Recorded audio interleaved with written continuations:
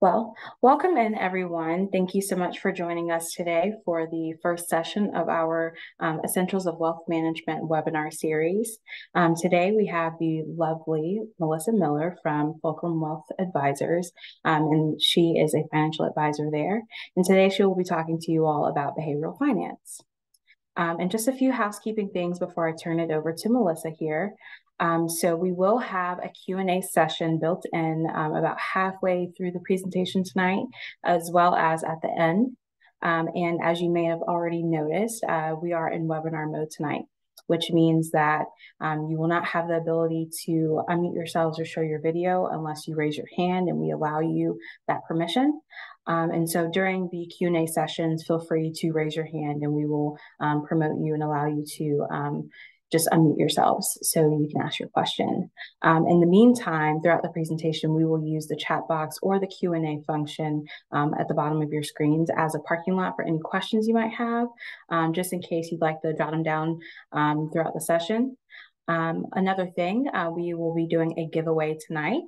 So be sure to stick around until the end. We'll announce the winner then.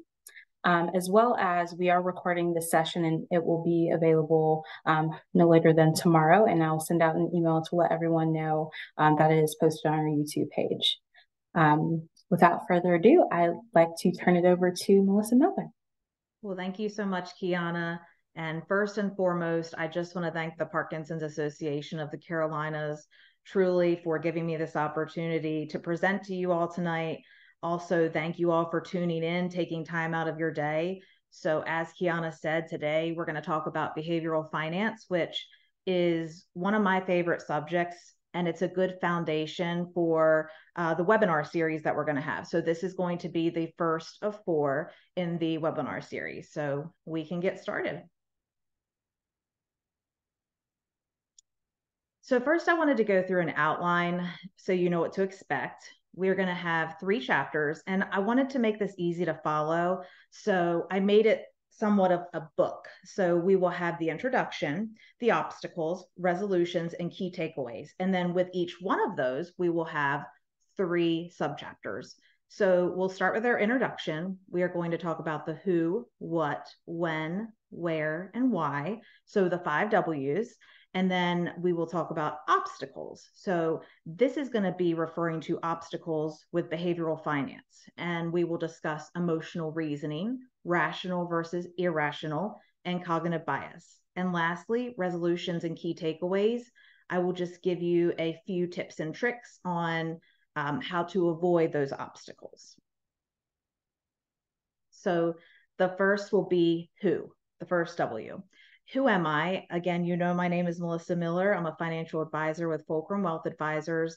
But what you don't know is I graduated from UNC Charlotte with a bachelor's degree in finance. And I'm actually a first generation college graduate. So I like to give back to UNC Charlotte a lot. I'm part of their Belk College of Business Alumni Council. And I also volunteer as an associate for their Women in Business initiative. And I've got over 10 years of experience within the financial planning realm. It all started back in college. My junior year and my senior year, I did a financial planning internship with Lincoln Financial Advisors. And I really enjoyed it and loved it. So I knew that was a career path for me. On a personal level, one of my favorite things is helping people. I truly just want to have an impact on society, on individuals. And I'm married to my husband, Alex. We are going to be married 9 years this November. And we have a golden doodle named Moose. He is crazy. He's going to be 7, but he acts like he's 2 years old still. So he definitely keeps us on our toes. And last but not least, I love playing guitar. I've been playing guitar since I was 10 years old, still play to this day, try to practice every day, which leads me into why I got involved with PAC. And basically that is through my uncle. So he lives in New Jersey and I'm very close with him. And he was diagnosed with Parkinson's disease in 2006. And so throughout the years, we've just created a bond over guitar. You can see in the top left-hand corner, This is us playing guitar. I'm playing rhythm. He's playing lead. This is at my grandmother's house. This was probably back in 2013. And then the bottom right-hand picture is when my husband and I went to New Jersey, and my aunt and uncle took us to the Martin Guitar Factory in Nazareth, Pennsylvania. So very, very fun. Uh, but last year, we went to visit them in New Jersey, and I noticed that he was struggling a lot more with the Parkinson's disease. And it really affected me when he couldn't play guitar like he wanted to anymore. So I got back home to North Carolina, and I told my husband, I've got to find a way to become involved with, a support group for Parkinson's disease. And so I did exactly that. And I found the Parkinson's Association of the Carolinas. I called the telephone number and I spoke with Anne Marie, the executive director, and the rest is history. So I've really enjoyed being with PAC. I first served as a committee member for the marketing committee, and recently I joined the finance committee. So really just looking to learn more about the disease so I can support not only my uncle, but others in the community, because I know it affects everyone differently. So this is a quote from Benjamin Graham. He's an economist, and it says, the best way to measure your investing success is not by whether you're beating the market, but by whether you've put in place a financial plan and a behavioral discipline that are likely to get you where you want to go. So I like to think of this quote in two separate sections. So the first part of the quote is simply saying that investment success is truly not about beating the market, because once we get in that mindset, then that's when it triggers different behaviors with us. And then we may start thinking emotionally, making, rash decisions, putting ourselves on emotional roller coaster, just like the stock market. So the second half of this is what I consider to be the most important, and that it's putting a financial plan and a behavioral discipline in place. And so that's a lot of what I like to focus on first, is actually getting a plan in place, your goals for the future, retirement, income, going through the whole process. It's simply not just beating the market, and you truly have to discover yourself through that process of planning. So what is behavioral finance? So this is the legal definition. Behavioral finance is the study of the effects of psychology on investors and financial markets. I like to think of it in simplistic terms as simply the way we act and make our decisions when it comes to investing, budgeting, um, anything like that with our financial future, saving. And so I really like this picture to the right, because I think it depicts it perfectly. We've got 1/3 psychology, 1/3 finance, 1/3 economics, all makes up behavioral finance. So again, I really just want to let you guys know it's very important to really take a step back when you're investing, and not even when you're investing, simply just when you're planning for your future, whatever that may look like, because it looks different for everybody. But really just take a step back and analyze your own self. And I think a lot of us don't take the time to do that, but it's really telling on how we think of things when it comes to finance. So this is going to be the where, the third W. So we are going to have a poll, and it's going to say, or come up on the screen and ask you, where do your beliefs or your money beliefs come from? And you'll have three answer choices. It'll be family, friends, news, podcast, or past experiences. And once we get the results in, we will discuss. All right, and I'm going to launch that now. Thank you. Mm-hmm. All right, so hopefully the poll pops up on everyone's screen. Oh, yes, it did. I can see it's quick response time.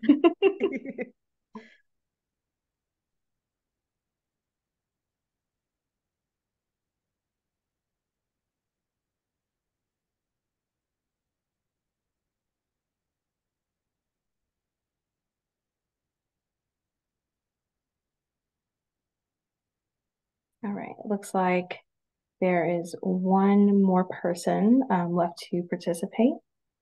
Okay. We have about 88% completion here.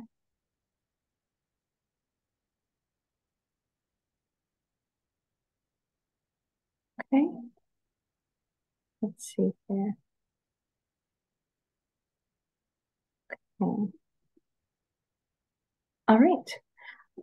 So I'm not sure, it doesn't tell you who all has done it, but we have so far, let's see here. Oh, okay. So someone private messaged me and let me know that they're not able to select the poll. So it looks like, let's see here. Let me do the math on this. Um, oh well, it came through. Okay, so I guess it worked.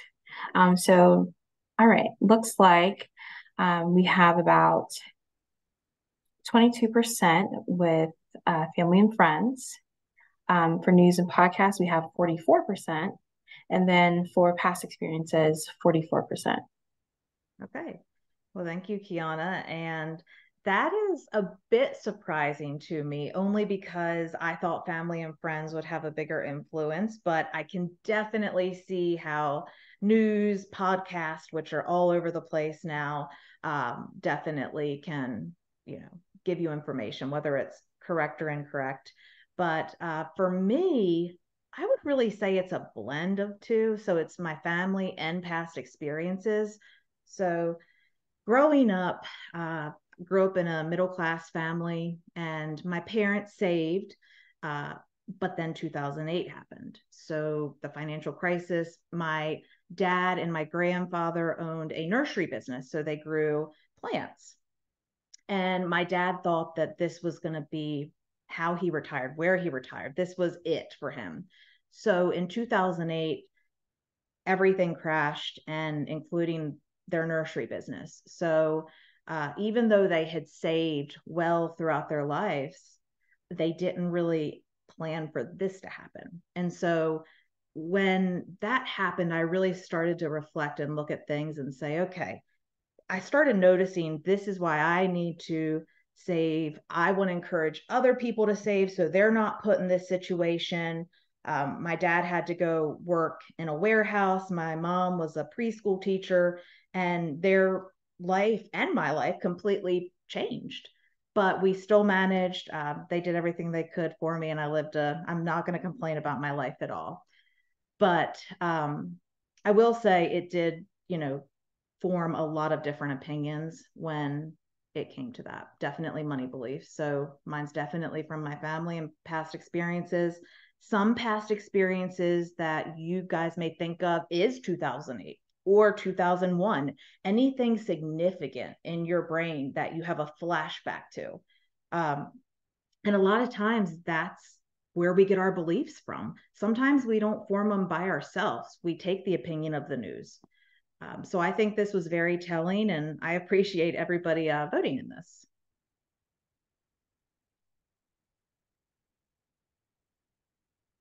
So when did behavioral finance come about?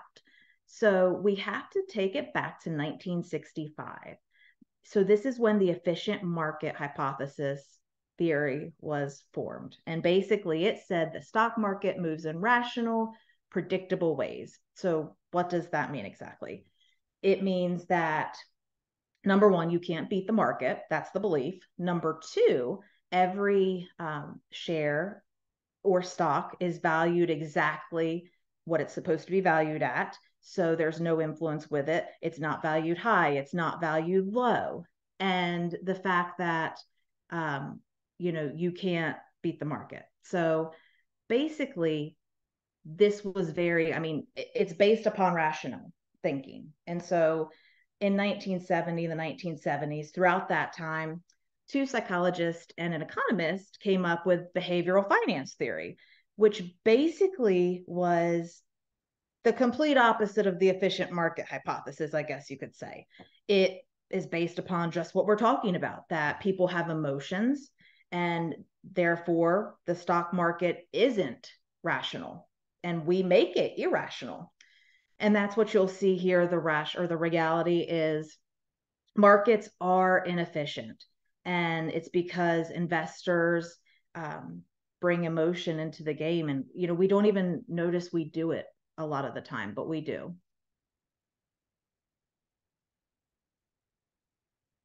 So this is going to be the first obstacle. So the second chapter within the presentation, it's emotional reasoning.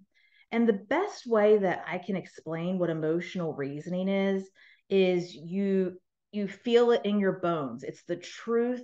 You could have evidence, but you feel it, that this is correct. This is how you feel. So that's what you're going with as your truth. So emotional reasoning example. And this is actually an example that I have encountered myself. I changed the names, of course, but Tom and Amanda want to invest in ESG investments. So ESG investments, that stands for environment, social, and governance investments. So say for the environment, based upon values. And so there's a pharmaceutical drug that they deeply, deeply believe in. And it's a drug that could cure cancer. And so it's going through the FDA process, the approval process. And that's a long process within itself, but then it's had a couple hiccups along the way. So therefore, the share price has now gone, it's lowered, it's dropped, and it could even go to zero. But Tom and Amanda truly believe in this stock, and that's their truth. They believe that that's the truth.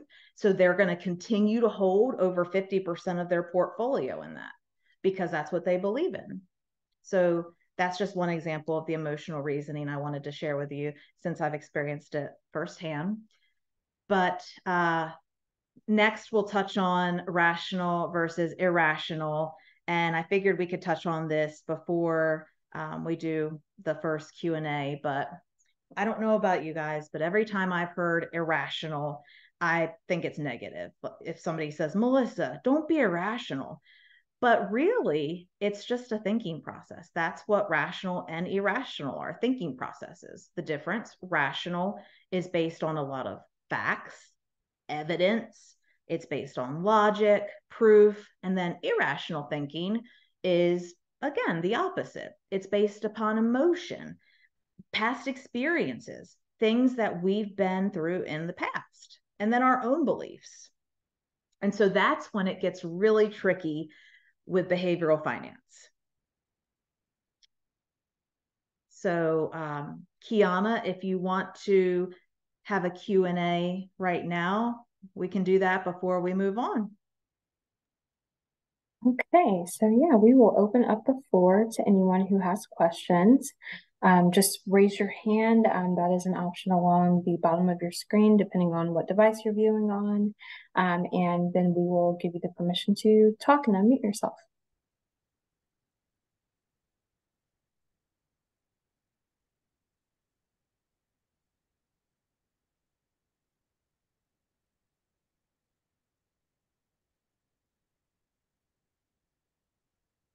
Yes. We have our first question. Melissa, this is Anne Marie. So I have a question. When we did the poll and it laid out those three ways, I'm in that one of past experience because I live in financial insecurity. So it's taken me a long time to be different in how I think about budgeting or financial planning. If you have a client who has experienced that, do you have any advice as to how they can turn around and, start planning and budgeting in a way that's not based on past experience? Sorry about that. So I do. And I would say the biggest hurdle is education. So I really do believe in educating my clients on what we're doing with their plan. So it's hard to get over past experiences, past traumas, but if you learn about what you're investing in, or even if you're too scared to invest at first, that's where that financial plan comes in. And you can learn about yourself. And a good place to start is with the behavioral finance. But my answer is always going to be education, because I want my clients to know as much as they can so they can succeed.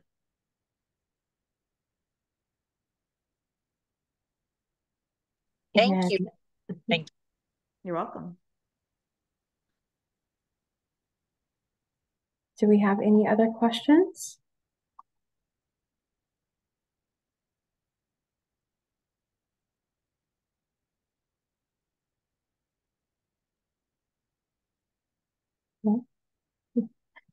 If not, we will go ahead and keep moving. But if you think of a question along the way, just a reminder, feel free to use the Q&A section or the chat box to park your questions until the next Q&A. Thanks, Kiana. So we will pick up where we left off, the rational versus irrational. And so this is a book that I think is a great example of it. He gives great examples, funny examples. It's very entertaining to read. And this is actually going to be the giveaway later. So I know Kiana will talk more about that in a little bit. But the book is called Predictably Irrational. And I'm going to play a 3-minute clip of what it's about. And then we're going to talk about what we heard in that clip. So let's see here. And let me know if you can't see this or hear this. The defining experience in my life has been a very severe injury. I was burning about 70% of my body, and I was in hospital about 3 years, and I was almost 18, and I was sat on a bed watching the rest of life goes by for quite a few years. I saw all kinds of behaviors I didn't like, the ways that they were waking up patients at 5 a.m., giving people no control. Well, lots of things like that, and I wanted to improve. It's not just that I noticed them, I wanted to improve them. I wanted to do better for me, for other patients. And that sense of wanting to do things better stayed with me, not just in the burn department, but for other things as well. My name is Dan Ariely. I'm the James B. Duke Professor of Psychology and Behavioral Economics at Duke University, and I'm the author of Predictably Irrational.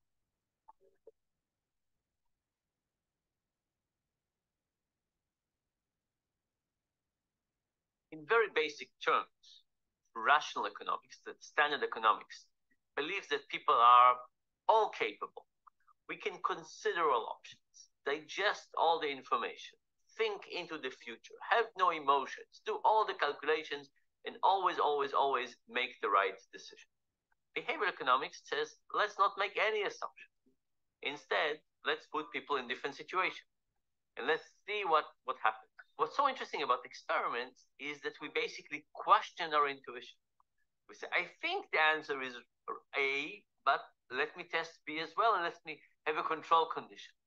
So in experiments, we continuously test our intuition. We basically ask ourselves, are we correct in this? And when you put people in different situations, turns out people are often myopic, vindictive, emotional, also trusting, also altruistic, all kinds of things that deviate from the basic model. Emotion is not random. It causes almost everybody to act in a certain way. And because it's systematic, we can quantify, we can understand it, we can take it into account. If you think about the goal of behavioral economics, and you think about the goal of this video book, it's of course to give us insights that are interesting and hopefully exciting and give us a different perspective. But that's only a small part of what we hope will happen. What we really hope will happen is that you will take those lessons and think about how to apply them into your own life. Now, just to be clear, after viewing this video book, would you be able to avoid all the mistakes? Absolutely not. Would you be aware of some? Yes. Would you be able to avoid some of them? I hope so. At least some. All right.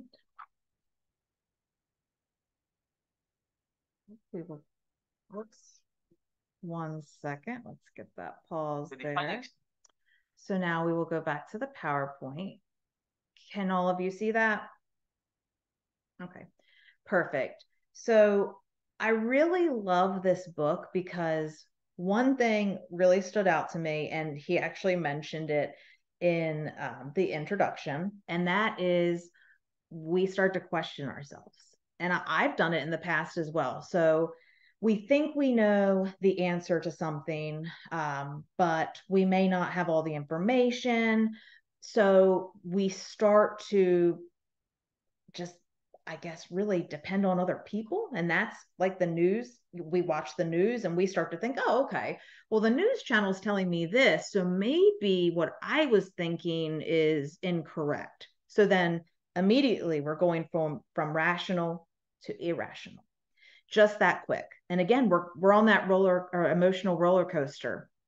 So I think it's very, very important to read the book. It's a great book. And I think he gives a total of about 12 examples. And we are going to go over two of them, two of my favorite ones. So the first one is going to be the effect of expectations, why the mind gets what it expects. And I'm sure a lot of you can relate to this. So there was a case study, and they brought in a group of people. They had, and it was called Good or Bad. So they had a bottle of wine and they identified it to the crowd as very expensive, from another country, top of the line. Little did they know there was balsamic vinegar in that bottle of wine versus the other bottle, which was marketed as just a $10 bottle of wine, nothing special about it. So oddly enough, when the participants tried the two different wines, they gravitated towards the more expensive one. Our mind tricks us in so many ways. That bottle of wine had balsamic vinegar in it, but yet they said that's the one they like the most, until they were actually told that these are the two exact same bottles of wine. The one you chose, though, has balsamic vinegar in it. And immediately everybody was disgusted and didn't like it anymore. So the mind can really play tricks on us. And that brings us to our next example, which is the power of price. So how price affects our experience. And I feel, I'm just going to be honest, I'm probably guilty of this one. So think about it this way. Why does a 50 cents aspirin, and we're just taking things down to very low amounts, but why does a 50-cent aspirin cure our headache? But if the aspirin was a penny, it wouldn't. And that's because we believe in our minds that if it's more expensive, it's going to cure us. It's going to help us feel better. And I think of that when it comes to cold medicine or migraine medicine. In the past, I'm not going to lie, I've thought, okay, I've got to get the name brand for this migraine I have. I'm not going to get the generic brand. But in reality, it's our mind tricking us because they do the same things. One study that they talk about in the book that I especially like is a placebo experiment. So what they did was they had a group of people who were sick, and they gave them a pill that was a cold medicine pill that was told that it would help them feel better. Their symptoms would go away pretty quick. It was more expensive. It was hard to get. And meanwhile, it was literally just a placebo pill, meaning nothing was in it, absolutely nothing. And the results they saw for these participants, these people saying, I feel great, I feel better, I stopped sneezing, I don't have a migraine anymore, this is amazing. But again, it was simply just the mind tricking us because we thought that it was high quality, so it must fix us and our symptoms. So again, two very good examples. The book gives a lot more, but I really feel like you can relate it to real life. Another quote by John Maynard Keynes. He's another economist. And he said, markets can stay irrational longer than you can stay solvent. So what does that mean exactly? And we're going to break it down. So this is actually referring to short-term investing versus long-term investing. And I like to think of it as if you want to make a quick buck and do short-term investing, not really think about the long run, then you give, and you give to, let's just say, the stock market. The stock market's always going to take from you. It's going to take till you are penniless. And that's really what this quote is saying. It's saying in the short-term horizons are very volatile, risky compared to long-term markets. So simply put, if you're just trying to make a quick buck and you're investing short-term, things can and have gotten very crazy within the investment world.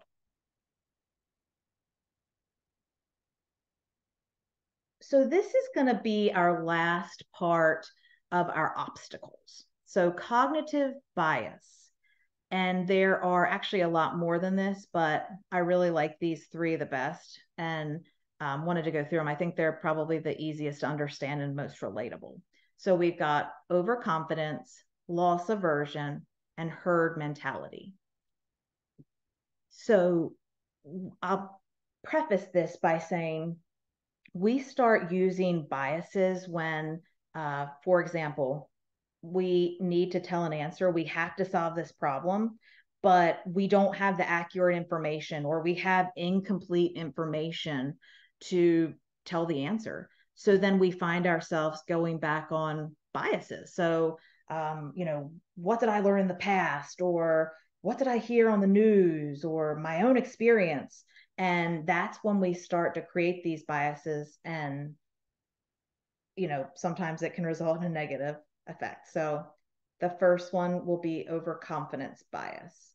So definition, a tendency to hold, and I'm not sure why this is doing that, but a tendency to hold a false and misleading assessment of our skills, intellect, or talent.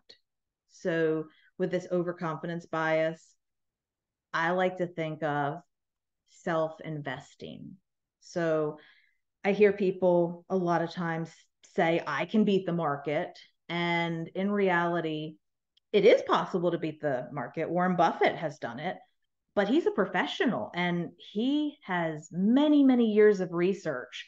So I always think to myself, if you're going to try to beat the market consistently, if you actually think you can consistently, then you are going to be taking on an extreme amount of risk. And sometimes people do that because they're overconfident in their knowledge. And so I like these two facts at the bottom, so I wanted to include them. And they have nothing to do with behavioral finance, but it's funny. So 65% of Americans think they have above average intelligence. And then 73% of Americans think they're better than average drivers. So again, just two examples of overconfidence. And then we have our loss aversion. So this is our second bias. And it is when investors are so fearful of losses that they focus on trying to avoid a loss more so than on making gains.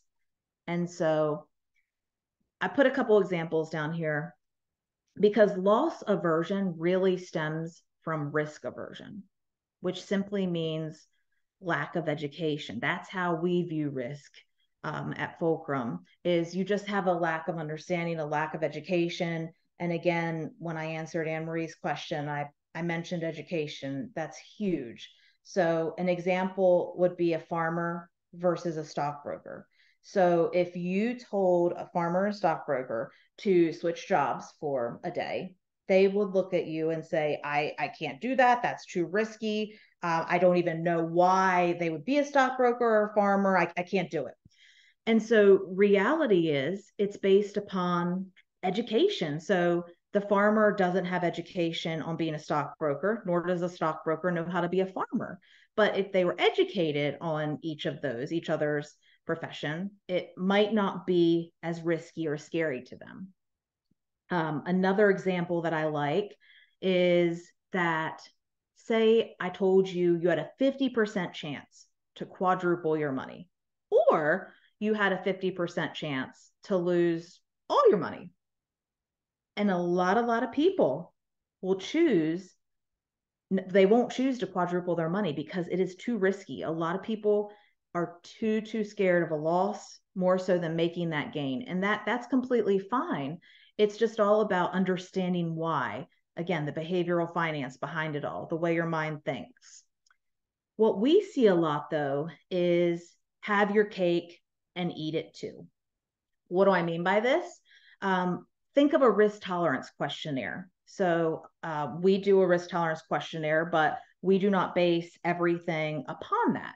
And I do believe a risk tolerance questionnaire changes in different stages of your life. I don't think you just take it and it's the roadmap for the next 10 years. So basically, we see people wanting to not lose a penny when the market's down. However, when the market's up, their account better be up as well. And again, that's all risk aversion and fear of loss. This same example, it's a perfect example for it. So in reality, we all, in a sense, really want to have our cake and eat it too. So the third bias is herd mentality. And I like this one a lot. I see it a lot. It refers to investors' tendency to follow and copy what other investors are doing. And this is extremely common.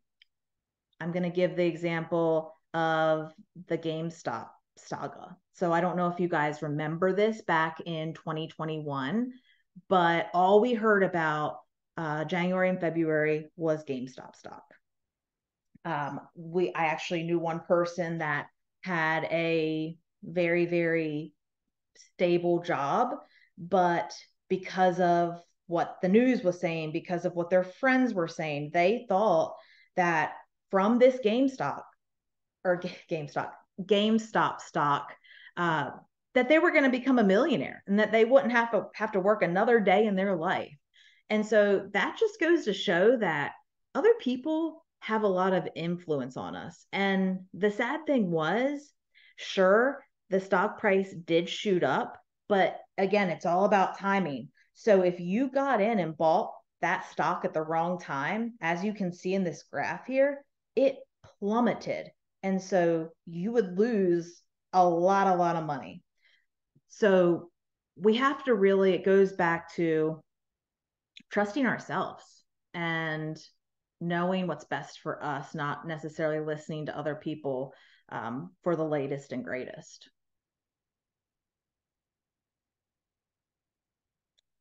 So we'll go over a few results and key takeaways. These are just personally how I think we can benefit from behavioral finance. So we can turn this around into a positive.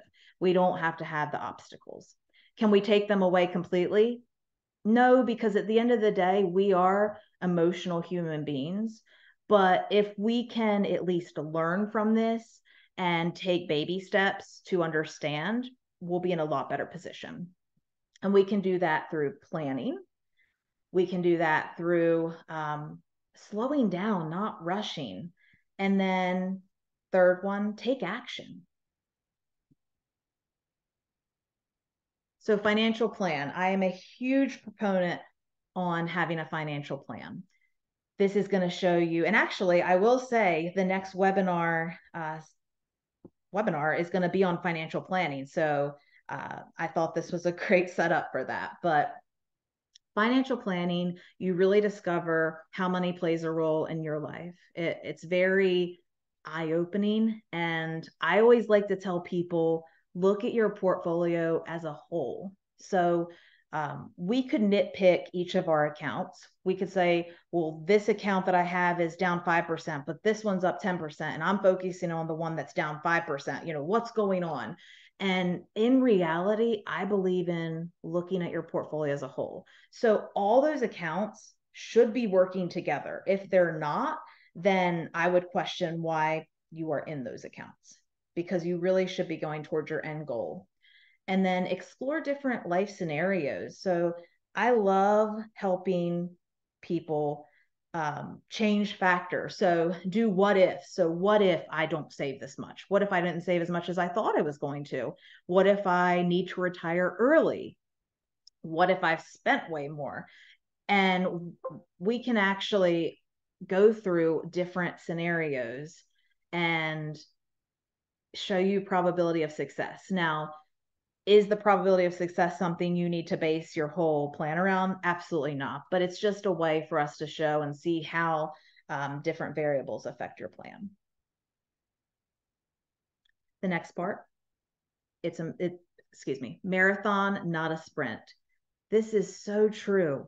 You have to stay focused, and really, you can't just think and try to do things fast. You can't want to try to win the race just because your buddy is doing better than you at something in an investment, in whatever it is in the financial realm.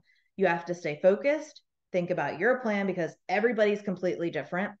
And again, I've stressed it a lot during this presentation. Don't try to time the market, because it's a very wild ride if you do. And then, of course, think long term.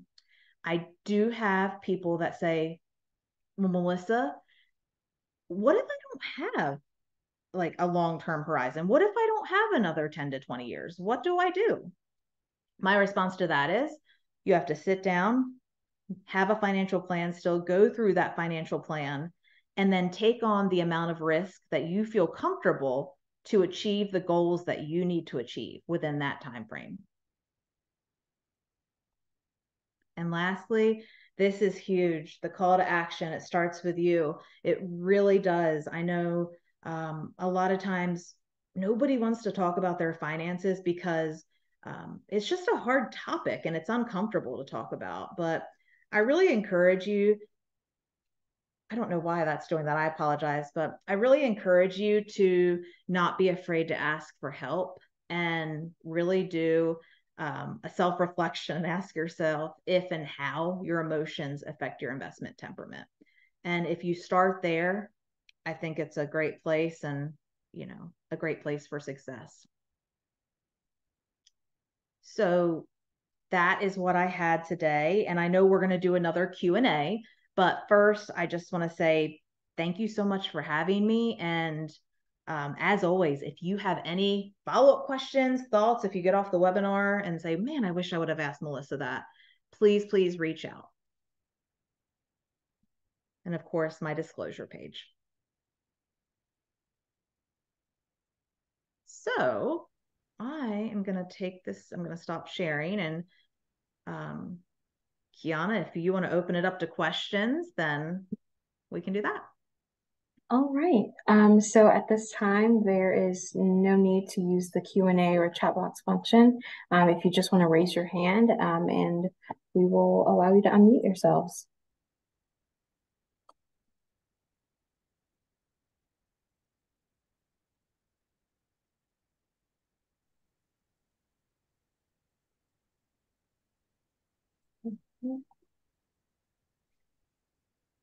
Okay.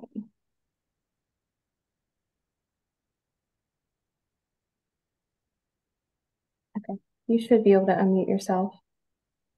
I am. Thank you. Okay. Hey, again, for people who are trying to figure out, their behavioral financial planning, and I know that you've talked a lot about investments, but is there a place to start? Like, hey, take this form and fill it out to identify what's all your financial, what's your financial picture? What do you have, and how are you thinking about those different areas and the way you're looking at them long term and the way you're planning? I just didn't know if there was like a place for someone to start. So that's a really before they come to meet with someone like you, like how what should So it's a great question. And you can start to, you could Google a risk tolerance questionnaire like I talked about before. And that could be a good indication of how you feel towards certain things. It's going to ask you general questions about the market. And I do want to state, though, that I have talked a lot about investing because behavioral finance does, deal with that a lot. But not everybody's financial plan is all about investing. Majority of the time, it's not. And Anne Marie, it's just like you were saying, it's really going through that process and figuring out what your goals are. It's not just, and I have a rule of thumb actually, and it's don't just do one thing for one reason. If you're going to do something, it needs to have multiple reasons. It has to have multiple impacts positively to your plan. So I would just start, if you want to Google, you could do a behavioral finance. Oh, I do know they have behavioral finance questionnaires, but a good place to start would be a risk tolerance questionnaire first. But again, I do think those are flawed. So I would encourage you to maybe fill one of those out and then ask a planner for help and just to get their opinion. It's not going to hurt. Right. That's what I was thinking. Like something just so that before I met with someone like you, at least I have an idea of what I have and, that kind of, yeah. Okay, cool. Mm-hmm. Thank you. Thanks. All right. Do we have any other questions?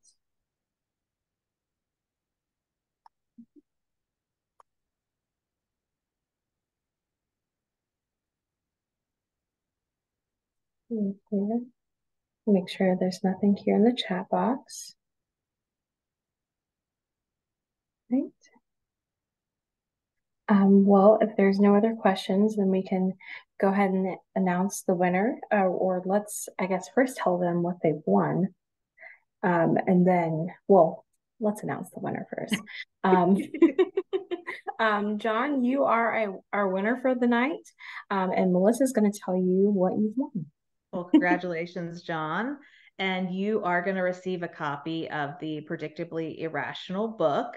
And hopefully you'll read it and have lots of questions. But I will be mailing that out to you. Yes. Right. And I'm going to go ahead and stop recording for now.